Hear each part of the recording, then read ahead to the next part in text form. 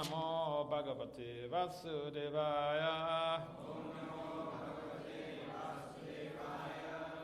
Om Namo Bhagavate Vasudevaya.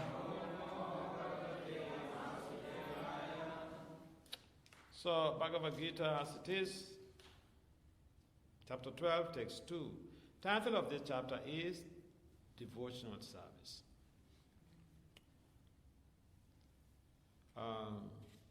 Prabhupada says utility is the principle, so if you have your smartphones, you can bring it up and check that text. Bhagavad Gita, chapter 12, text 2.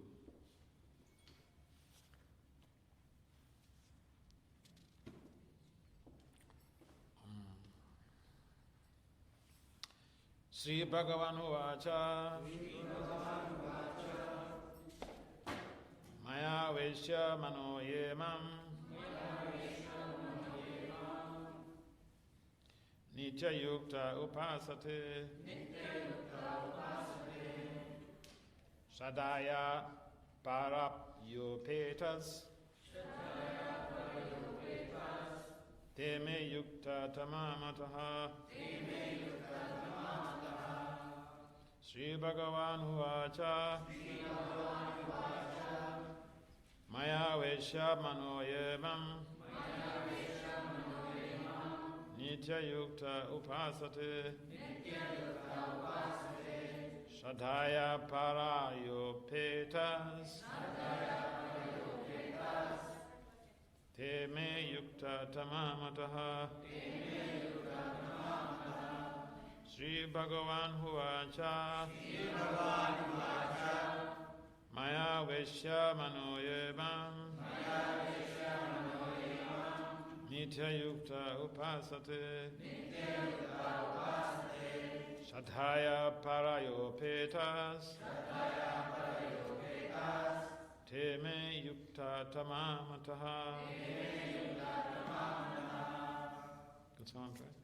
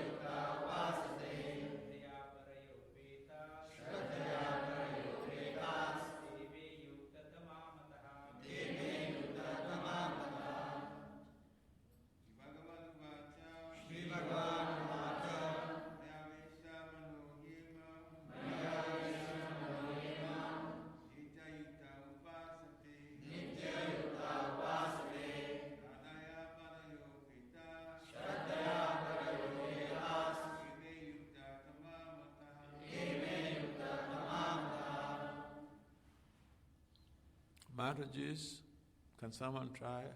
Someone try that?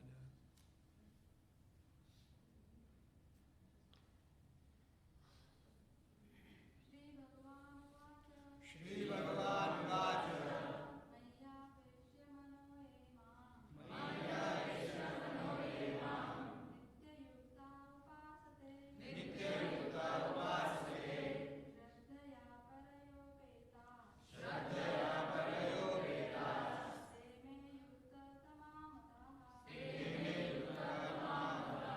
So word for word translation. Translation and purport by Divine Grace is Compound Acharya, Srila Abhacharya Vinda Bhaktivedanta Swami Prabhupada Ki Jai. Srila Prabhupada Ki Jai. Srila Prabhupada Ki Jai. Sri Bhagavan Uvacha. The Supreme Personality of God had said, Mai, upon me, Avesha, fixing, Manaha, the mind, Ye, those who, Mam, me, Nitya, always, Yuktaha, engaged. Upasate, worship. Shradaya, with faith. Paraya, transcendental. Upetaha, endowed. Te, de. Me, by me. Yukta tamaha, most perfect in yoga. Mataha are considered. Translation: the Supreme Personality of Godhead said, those who fix their minds on my personal form are always engaged in worshiping me with great and transcendental faith, are considered by me to be most perfect. Please kindly responsibly repeat. The Supreme Personality of Godhead said, The Supreme Personality of Godhead said, those who fix their minds on my personal form, those who fix their minds on my personal form, and are always engaged in worshiping me, with great and transcendental faith, are considered by me to be most perfect. Purport. In answer to Arjuna's question, Krishna clearly says that he who concentrates upon his personal form and worships him with faith and devotion is to be considered most perfect in yoga. For one in such Krishna consciousness, there are no material activities because everything is done for Krishna. A pure devotee is constantly engaged. Sometimes he chants, sometimes he hears or reads books about Krishna, or sometimes he cooks prasadam or goes to the marketplace to purchase something for Krishna, or sometimes he washes the temple. Sometimes he watches the temple. Sometimes he does what? He washes the temple. That's even for the pure devotee. Interesting.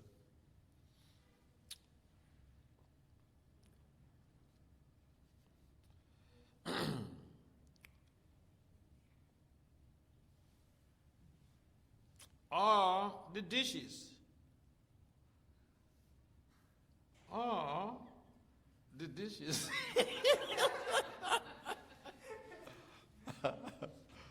It's interesting, because sometimes we think that we come to devotional service, so, we should always do the high-profile services. But this is properly describing the pure devotee, the Paramahamsa devotee, what he does. He washes the dishes. Whatever he does not let a single moment pass without devotion, without devoting his activities in Krishna. Such action is full. Such action is in full samadhi. Om Gyana Timirana Syak and Janasala so many times Yena Tismai, see Gurbe Namaha. Sajeta Yamano Pistan, Stab Fiatam Yenabutale. Swayam Rupam Kadamayam Dadati Swa Padantikam. Vandiham Sri Krishna Chaitanya Nityananda Sahoda Tukudotaya Puspavantu Chitu Chantamon. Jaya Sri Krishna Chaitanya Prabhu Nityananda Si Advaita Gadara Si Prasad Sagor Bhaktavid. Hare Krishna, Krishna Krishna, Hare Hare, Hare Ram, Ram Ram, Hare Hare. Namo Vishnu Padaya Krishna Vistaya Bhutale Srimad Bhakti Vedanta Swami Itinam. Namaste Saraswati Devi Gauravan Picharine Nirvisis Sonya Bhadi Pasantya Disatari Anchakapatari Vyacha Kripasandi Patitanam Padam Vaishnavi Pure Namo.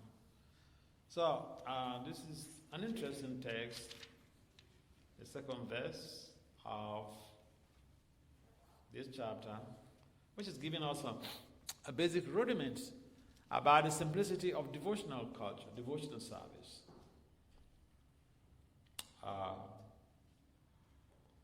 We can do even the most menial service,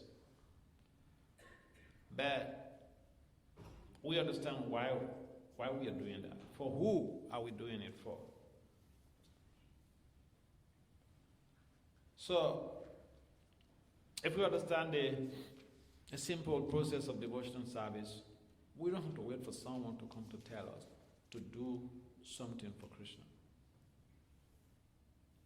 Anyone can come to the temple and figure out what is to be done. Like on Sundays, there are so many things that we can really help in creating a congenial atmosphere for people to come to participate in Krishna consciousness. And so our process is very simple, and we'll find this when Prabhupada first came to America, and when he was conducting his Bhagavad Gita lectures at 26 Second Avenue. You know, he dealt with not really, in most cases, not with normal people, bohemians, dickheads.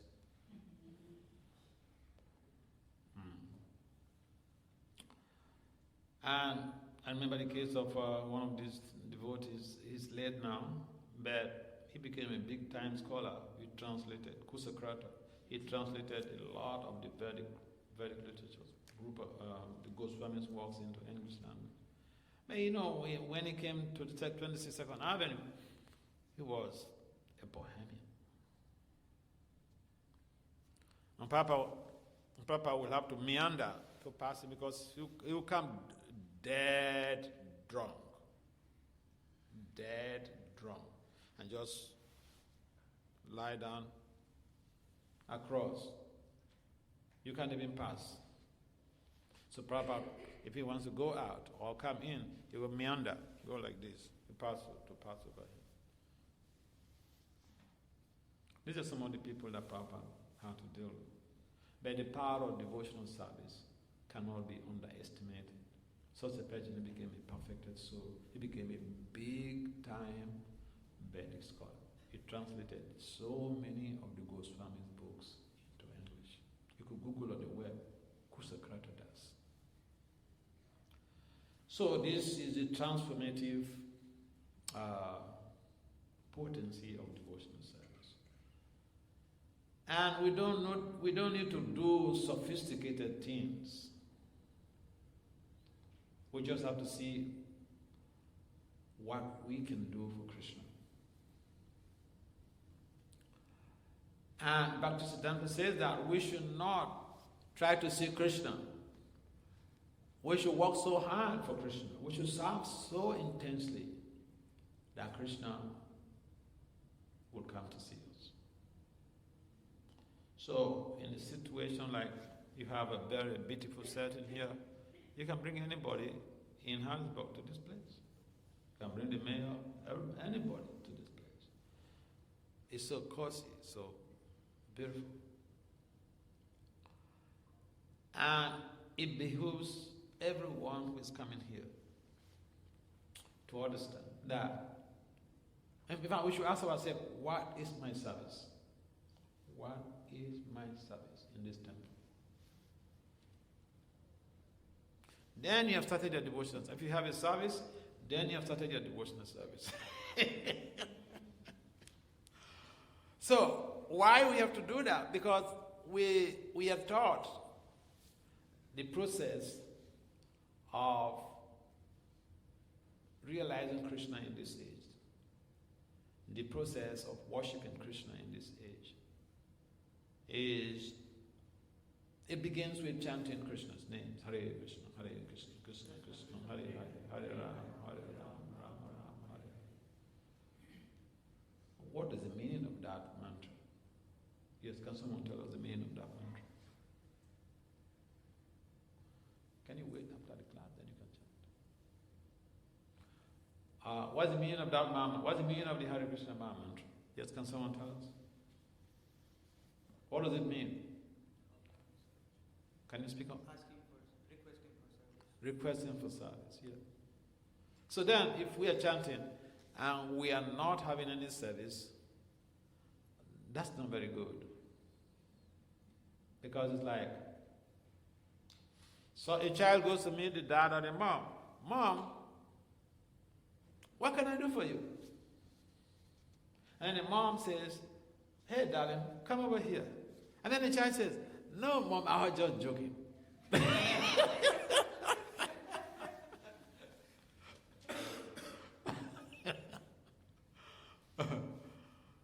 Yeah, so our process is very simple. And Prabhupada mentioned that if we love him, we will have to demonstrate that love by a cooperative devotional culture who come together to do services.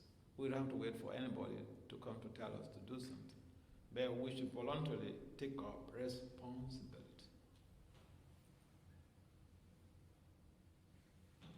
So, we find in the government system that people take responsibility to be able to effect a positive change in society. So devotional culture also will need to have some sort of responsibility. Because responsibility in devotional culture expedites our process of purification. It might be challenging when you take up a responsibility, but it expedites, it helps to facilitate a speedy progress in devotional life. Those who are regularly engaged in some services, they make more progress in devotional service than those who are backbenchers. Why are you laughing? A backbencher is simply someone. I remember some Christian was, he confronted me. I went to their school to see one of the professors, and so this guy, he saw me, and then he started talking blah blah blah blah blah blah blah. So I asked him, "You want to discuss about religion? Did you study religion? What is your degree in?" He said he studied accounting. He has a degree in accounting. I said, "See, you have a degree in accounting. I can't discuss religion with you because you are just a backbencher in the church." And he understood, so he backed out. Sometimes we come to the temple, but we also need to be participative. We need to have participative spirit. If we just sit back and watch things grow, we will not benefit from that credit. If we participate, then we benefit. Yes, by just being around the environment, we derive a lot of upliftment. But if we participate in the activities, then the upliftment is very astronomical. It's like you get close to the fire, say there's a heap of fire going on. If you get close, you feel the heat. Or if you take an iron rod and you get close to the fire, it will feel the warmth. You can feel it on the iron rod. But if you put the iron rod in the fire itself, it will acquire the qualities of the fire. Similarly, devotional service, devotional culture is such that if we become involved in the whole process itself, we become purified very, very fast. So chanting, yes, it's good. It's a good thing. But the meaning of chanting is that we are asking for some service. So today we should think about this. We should ask ourselves, what is my service? I've been chanting a Hare Krishna mantra for some months, for some years, for decades. What is my service to Krishna? What is my service to this temple? That is how to make a positive change. This is the beginning of the year. This is January. And people, on January 4th, people were making many, how do we call that? Yeah. Resolution. And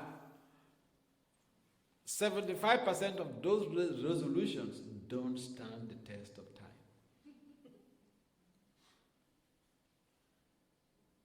Because, making a resolution is like, we call it in management science, we call it initiating a change.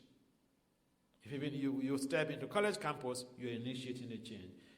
This boy just came today. You have initiated a change in your life by coming to the temple. You have initiated a positive spiritual change in your life. Now, how to sustain that, how to lead that change to a logical conclusion to be able to derive the ultimate benefit, that is very challenging.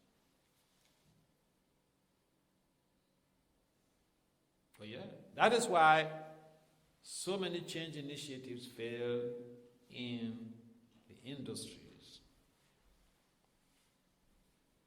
And we see even so many people people come to devotional life, they are talking to Krishna. They like the philosophy. They like the prasadam. When they come for some times and then, Maya wipes them off. So, if we are working together, we will not be losing our devotees to Maya. Because, according to Prabhupada, if Prabhupada gives the example of a bunch of broom, there are sticks there. They're tied together. And when they're tied together, it's very difficult to break the broom. If you try it, you will enjoy yourself. But if the broomsticks are separated from the bunch, even a 2-year-old can just break, break one by one. And that is why there is that social cohesion and internal strength that comes with bonding together. Especially bonding together for spiritual development is so important. Therefore, we have to see how we are coming together to engage in devotional service. Why? Because by dint of that collective service, we get more higher results than individuals doing that same service separately on a minor scale and bring the results together. This is explaining the principle of synergy. Synergy is a model where you find in the management system, people use synergy in building, international organizations. And even the Sankirtan movement is based on synergy. Lord Chaitanya inaugurated this movement is purely on scientific value, on synergy. He gets people together to come to chant together because the chanting together produces a higher, greater results than individuals chanting separately and bringing those results together. So Lord Chaitanya encouraged us to come together to do this seva.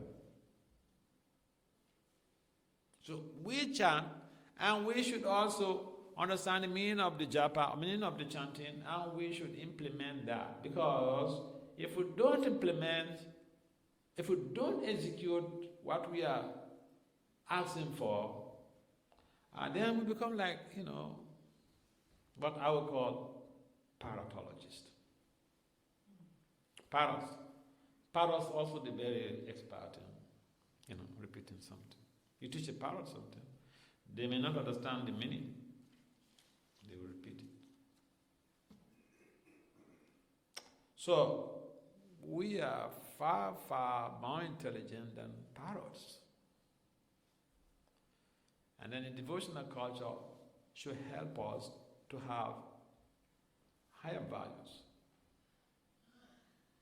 If we practice how to serve the Lord without any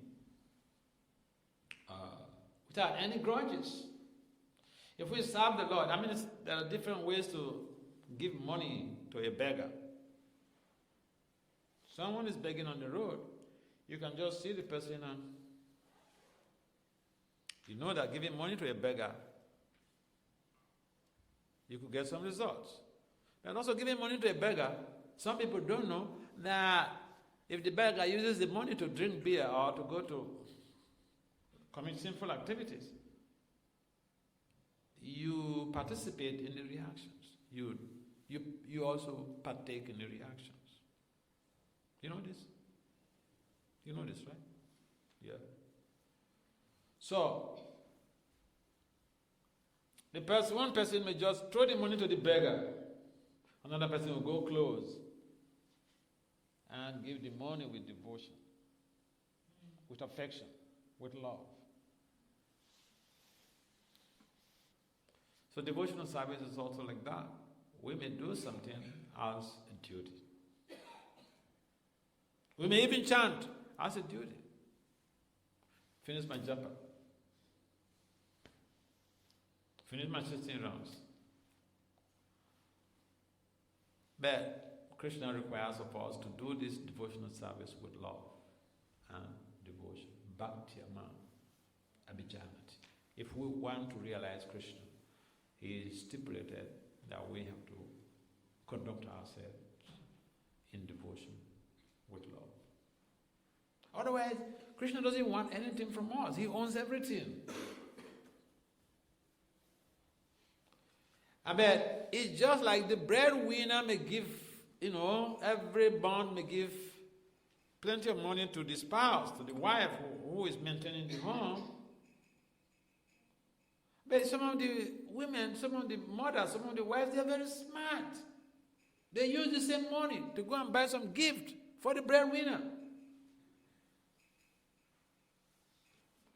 And then the breadwinner thinks, oh, my wife's lost me so much. That is his money.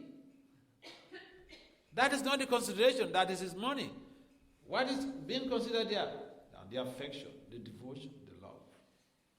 So say, yes, Krishna, everything we have in this material world belongs to Krishna. But if we also think about or implement, execute this very concept of giving to Krishna without even being asked, Krishna becomes very pleased. We're talking about responsibility. Bhagavad Gita, Lord Krishna mentions that sacrifice has to be performed for the pleasure of Lord Vishnu. What are we sacrificing for Krishna? Sacrifice means we do something that is not really convenient to us, but we do it for the pleasure of the Supreme, for the pleasure of Lord Vishnu, for the pleasure of Lord Krishna. And so some of you're investing your time, your energies in services. It's not that you cannot utilize those energies, those resources for something else, but you chose to do that in the service of the Lord. Not to your convenience, not because you have excess. No. You don't have to wait until you have excess. Then there is no inconvenience. Then there is no sacrifice there. And so we have to think about sacrificing our convenience for And that means we have to take up responsibility. Cooperation is so much needed in devotional life. That's why Prabhupada mentions, when he was leaving this planet, he said, you can show your love for me by how you cooperate. So, in a country like America, where rugged individualism is the bedrock of the culture. Rugged individualism. In fact, I learned how to shave my head when I came into America as a brahmachari. I got invited by some professors to come for presentations at their conferences. I ended up staying in America. But I learned to shave my head in America because the culture is that of rugged individualism. Do it yourself. A boy was telling me how he was working in a gas station. He's an immigrant. He was working in a gas station when he just came to America the first time. Working in a gas station, and he didn't know how to operate the machines. So he went into the mall to request one of the clerks there to come and show him how to operate the machine. And the guy there said, hey, you are in America. You've got to figure things out yourself.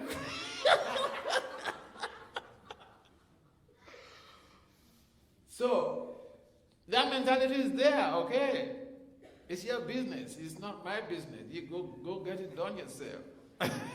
No, the devotional life is completely different. It's a collective effort.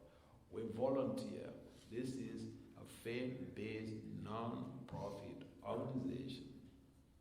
And the services are based on volunteer basis. And so we should think, why we have to do any service anyway? Because that is the prime objective of human existence, to serve the Supreme Lord. If we don't serve the Lord, we will be serving the illusory energy of the Lord, the Bhairanga Shakti. Service is inevitable. And I was writing about service in one of my projects when I was doing my master's program, and the lady who was, reviewing, she came to me one time and said, "Bet, what you said is so true. We are all serving. Yeah, we are. Think about it. If we refuse to serve Krishna voluntarily, we will be serving his Bhairanga Shakti, his illusory energy. We can't deny ourselves of service. So which is better? We serve the Bhairanga Shakti, we serve the illusory energy, we are bound up to this circle of samsara. We serve Krishna with our resources, with our talents, with our intelligence. We become decastrated from the shackles of material existence. Which is better? We have to make the choice. But service, we can't run away from service. No way. It's our dharma to serve. Even the President of the United States is doing some service. The breadwinner thinks that he or she is the Ishwara or Ishwari of the home. He or she brings the money and she is in charge of everything. But he or she is actually serving everyone else in the family. Service we can't. There's no way. It's an imperative factor of human existence. And even in the spiritual world, the pure devotees are serving Krishna. So here in the Purport, Prabhupada is mentioned how the pure devotee washes the dishes. He cleans the temple room. He serves the other devotees. And we find that in the case of Prabhupada, when he was in 26 Second Avenue, even just ordinary apple, Prabhupada will cut it into pieces and share it amongst all of those hippies, potheads, bohemians who came for his class. Service. And they saw how Prabhupada, elderly person, was serving them. So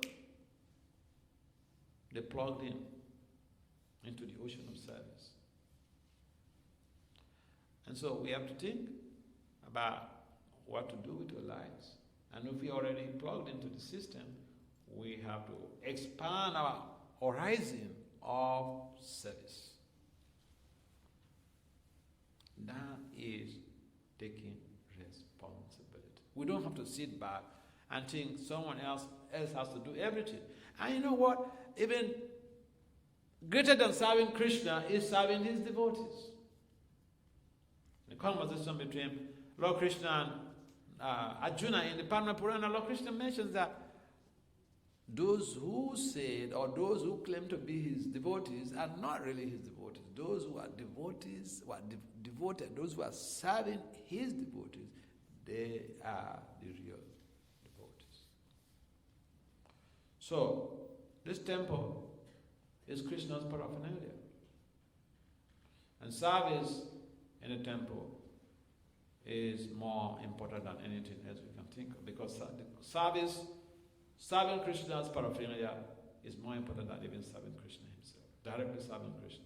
It's more important than directly serving Krishna. When we engage in some service, that helps us to have a better understanding of Lord Krishna and his pure souls, his pure devotees. So we encourage all of you to expand your desire and implementation of such desires in the service of the Lord. And you have a great change in your consciousness. As soon as we begin to think, this is my job, this is my service, this is my... Think of the temple as your own company, your own organization. What would you do to boost the economic value, the social value, the professional value of this organization? That is responsibility. If something is yours, you'd go out. You go out of your comfort zone to see different ways on how you can improve on it. So devotional service, we have to see devotional service as our baby company. And generate ideas to be able to improve the values of the people in the community, to be able to attract more people to come to participate in Krishna consciousness. Without involving ourselves in some service, then our devotional service has not really started. I remember I like telling the story how one of Prabhupada's disciples, one ISKCON guru, he traveled to one temple. He doesn't stay in that country, so he traveled there sometimes once in a year. So he went to that place. And after giving a Sunday class, one of his disciples, a female devotee, asked, "Oh, Guru Maharaj, you know, you don't stay here. So how am I going to please you?" Then the Guru said, "You have a temple president here?" She said, "Yes." So the Guru said, "Go meet the temple president, ask for some service. If the temple president is pleased with your service, you should know, I am totally pleased with you." This is simple science. Sometimes people wonder, how am I going to know whether I'm making progress? How am I going to know if I'm pleasing Krishna? Yes, it's a simple thing. How am I going to know I'm pleasing my Guru? This is a simple process. This is what to do.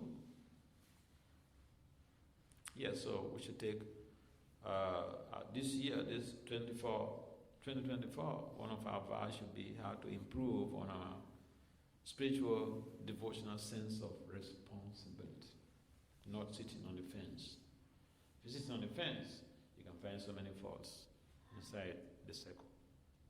If you go into the circle, you can do the cleaning yourself. In the military, in the US military, there is this common slogan. If you see something wrong, deal with it. Don't wait for anybody to come and pat you on your back. That's even in the military.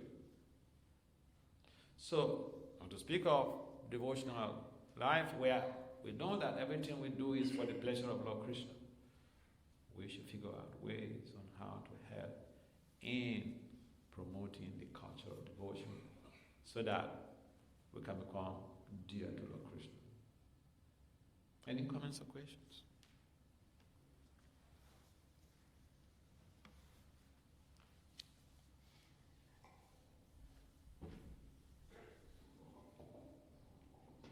Thank you, Marty. Such a wonderful class of devotional service. Actually, I was remembering in my early days of Krishna consciousness in Ketanagari, I did less attending of classes. I don't know whether it's unfortunate or fortunate because I was always in the kitchen. And I remember that I used to sometimes feel envious. Geez, you know, the devotees studying in class, they're so lucky that they can make time to hear class, and I cannot hear because I'm in the kitchen cooking. It went on for so many years. I always felt like I lucked out. I didn't have the luck to sit in class, to hear class. But from what you have said, Marge, it's been very comforting that I haven't lost out in those few years. Yeah. Thank you very much. I also remember in my case when I just joined and after first initiation I was given some service to be in charge of BBT. And the society was flourishing so much in the country that I felt very, very uncomfortable in that service. But this is what the Guru wanted me to do. And so sometimes I will come into the class and Guru is giving class. Somebody walks into the campo, to the temple premises, and he says, Vasudev, go out. Go check them on that guy. I feel, I'm supposed to listen to the class. So the service is, sometimes it looks like an inconvenience on our devotional part, but that is where the purification is expedited. That is the secret. We do the things according to, based on our comfort. We don't get that speedy purification. But when we inconvenience ourselves to do things, do services that we don't even feel comfortable doing, but we understand that this is for my own purification, then we have a better chance to be promoted to higher levels of devotion. So thank you for sharing that. I think it's a similar case I was feeling when I was doing that service. Yes, any other comment or questions?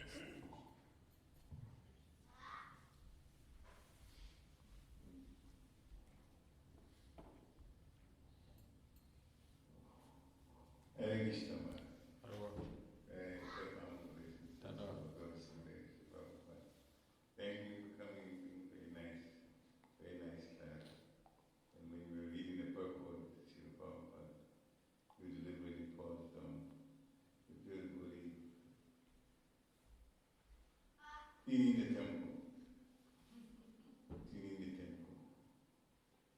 And then he paused on washing the dishes. But I began to think these two services are menial services. And so, what we learned in economics also, I'm glad you did that. It was like deliberate, but it was a message that was being actually presented. Menial services cause us to grow even quicker. Yeah. And that's what we learned. And I'm glad that you did that. It seemed like you were playing, but you're not. Really were stressing the point to the Buddhists do that. So thank you for doing that so that we all can remember. Jump at the opportunity to do menial service. Yeah. That's what the good work is. Yes, it's a good time. Thank you very much. I just wanted to make that comment. thank you. Hare Krishna. Thank you.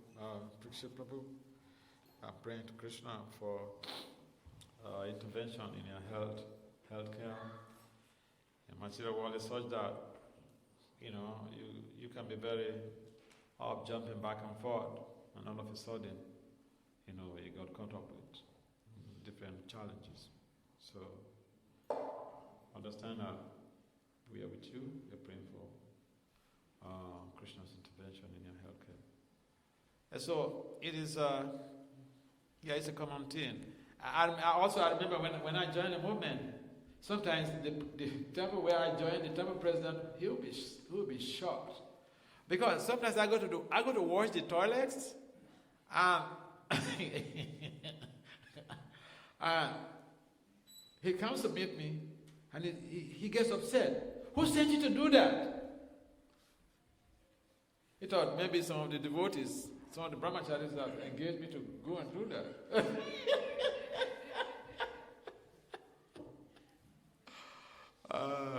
So it tend to be like overly protective. Yeah. So then I'll tell him, no, nobody asked me to do it. He said, oh, that is very good. Yes, so volunteer service is the watchword of the devotees. With the pure devotees, I know my Guru Maharaj, he goes to some temple, Bhakti Swami, he visits some temple. The devotees have gone out, they've gone out for Harinam, Sankirtan. And he found some dishes, the place that devotees use in eating. They were just, put down, they were rushing to go and they didn't wash the plates. And he goes there to wash all these plates.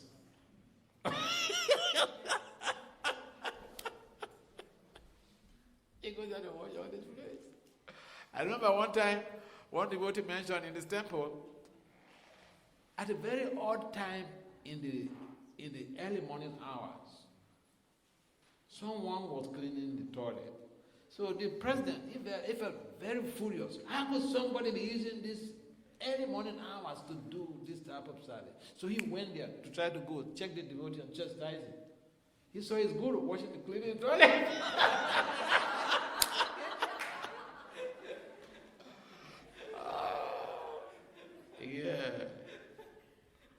Why? Because service to the devotees is even superior to service of Lord Krishna himself. So, yes, shall we end here? Hare Krishna Maharaj. Thank you so much for wonderful class last night also, here also, today also. I really like the point you said, serving without grudges. I think that's so important. Serving what? Without having any grudges. So I was thinking about probably if I have grudges in my service, probably I'm chanting with that grudge also in the result of that. So thank you for making us realize that. The question, Maharaj, is, of course, when we are chanting, we are asking, requesting for service. So how would I know my service is favorable to Krishna and devotees? That's a very important question. How you can know is by getting, for the manager, for instance, the manager should know whether his services or her services are pleasing Krishna and the devotees by getting a feedback from his close buddies. People, I had this type of situations when I was temple president. I was very hard, difficult to deal with. And I make policies that are sometimes really so tough. But I had senior people in my temple. And I remember one time I made some policy, and like four of these senior people, they came to my office, at the president's office, and they told me, Basudev, this very one, we will not support you. So I dropped it. So we should get some feedback. We should have people that help to give us sincere feedback about what the devotees feel. Because pleasing the devotees, yasa prasadam bhagavad prasadam, yasa prasadam nangati kutopi. By pleasing the devotees, the Supreme Lord is automatically pleased. And pleasing the devotees does not necessarily mean this pure pleasing the spiritual master, but being amiable to every devotee around. And sometimes it could be very difficult to do that, but we should have people around us who give us some sincere feedback. Yeah, and I had that when I was managing temples. Yeah, sometimes some of the devotees were living in the temple, and some of the devotees will give me feedback. We have people who are living outside. So I go to their homes, and then they said, "Oh, Vasudev, this is what I'm hearing. This is what I'm hearing. So, what do you say about this?" So I have people who will confront me like that. Then I will explain if it is something that people feel difficult to deal with. But I understand. I know myself that I used to make very hard policies, very difficult policies. And I think at some point in time I decided to mellow down, and I went to the extreme. I became very quiet, not saying anything. And then I remember when Guru Maharaj, Bhakti Swami, when he was leaving the planet, on his deathbed, I tried to avoid him by all possible means. I never went there. Then one day, the devotees who were taking care of him, they said they needed the senior disciples to come and do personal service. So I went there to clean the toilet. I said, I'll go and clean his toilet. But then his toilet, you have to enter his room before you go into his toilet. So as soon as I enter into the room, he says, "Oh, here comes him, here comes him." These are the exact words, "Here comes him." And one of the things he told me was that, "Vasudev, I am living. You have been keeping quiet for so many years. Stop it, stop it, stop it."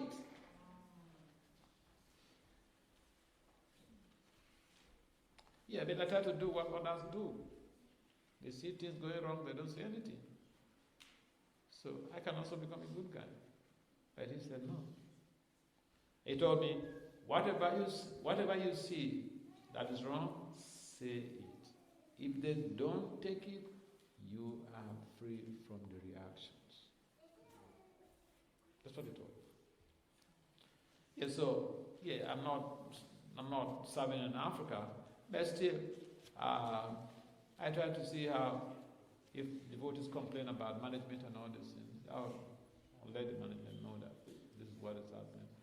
Or if someone is complaining about some other devotees, I'll find out from that devotee what is transpiring. Because that feedback is so important for collective growth.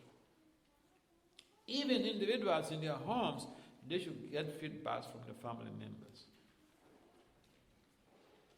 I remember somebody had approached me in Pune, a young householder had approached me in Pune to ask about ways to improve loving relationship in his family. He has two or three kids or something like that. Young husband. So I told him, yes, I can tell him ways to improve on loving relationship in his family. Why not? He said, tell me. I said, when you get back home to Pune, when your wife is happy, you are happy. You should ask her the things you are doing in the family that she doesn't feel comfortable, that you need to adjust. And guess what he told me? He said, Maharaj, if I ask my wife this, she will bring a whole long list. Yes, so sometimes people go to see the doctor, they're not ready to take doctor's prescription. They want the diagnosis, but diagnosis has to come with prescription, how to deal with it, to solve the problem. They don't want to solve the problem. So yeah, devotees, even individually, and Bhakti Swami, he taught us this. Get feedback from your fellow devotees. You find out from your fellow devotees what is it that you're doing that they don't feel comfortable, that you need to adjust, you need to improve. In the families, because the family is a microcosm of the society, of the community, of the nation. So whatever we experience in the society, the family has a bedrock. If we don't fix the family issues, how are we going to fix the community issues? How are we going to fix the national issues? It doesn't work like that. And so devotional service is very practical. We can't say, I love my guru so much, I worship the swamis, I worship the gurus, but I go back home and I punch my wife in the face. It doesn't work like that. Mama evam so jiva buddha sanatana. Yeah. We get feedback. That's my point. Get feedback. I remember when I was in New Jersey, and a young boy, 17 years old, the father was there, he was complaining about his father. How the father is treating the mother. So I turned to him, you hear what your boy is saying? He didn't come behind to say, he's right here, he's telling. Can you adjust yourself? You ask him what you are doing that he doesn't feel comfortable in the family. 17 years old, he was complaining about his father. He said, now, father was very good to the mother before they came to Krishna consciousness. When they came to Krishna consciousness, the father became neglectful about his mother. A 17-year-old boy was complaining about his father. He was very observant. Devotional service should make us to create improved values, not otherwise. All right. Can we stop here? One more question. Hare Krishna Maharaj. Okay. Thank you for the wonderful class. No. Maharaj, as you said that one of our dharma is to serve the devotees, right? So as a neophyte devotee, once what we start doing is we start differentiating who is devotee, who is non-devotee. As a Uttam Adhikari, I understand that it's easier because you see everybody similar, doesn't matter. But as a neophyte, and we make offenses in doing that at times. So how to protect ourselves from those offenses and how to do that? That's a nice question. Now, it is not our position to be discriminatory. You see, the pure devotee sees even the dog as a devotee. The pure devotee sees the super soul in each and every embodied entity. The dog, the pure devotee sees only the super soul, he doesn't see the body. The cow, the pure devotee sees the super soul inside the cow's body, he doesn't see the body of the cow. So he treats whether it's a dog eater, an ass, a camel, a human, a paramahamsa, it gives them the same honor and respect. In our neophyte stage, we cannot decipher between who is a worshipful deity and who is not. We will become pasandis, we'll be committing operas. And therefore, best for us is to apply this principle that Krishna, everyone is part and parcel of Krishna and have to worship. Even the non-devotees have to honor them. Suppose you hurt a non-devotee, you think you're going to go free because you're a devotee? No. The non-devotees are also part and parcel of Krishna. So if you go to hurt them, you get a feedback. And therefore the devotee is very cautious about what to do, what they say. They watch out to see what best is to be done to be able to ameliorate a deteriorating situation, not otherwise. We are blind. Oh my Gyana Timirandasya. We are blind. We're born in the darkness of ignorance. We cannot see anything. We cannot differentiate between who is a Paramahamsa, who is not. At best, initial stage, we should honor each and everybody we meet. Because some people are, yes, they are serving Krishna right now. Some people are not serving Krishna, but they are also devotees. They are covered over by the illusory energy, but they are also devotees. So we should honor everyone around. That will protect us from danger. Yeah. All right. Thank you very much for participating in this Sunday program.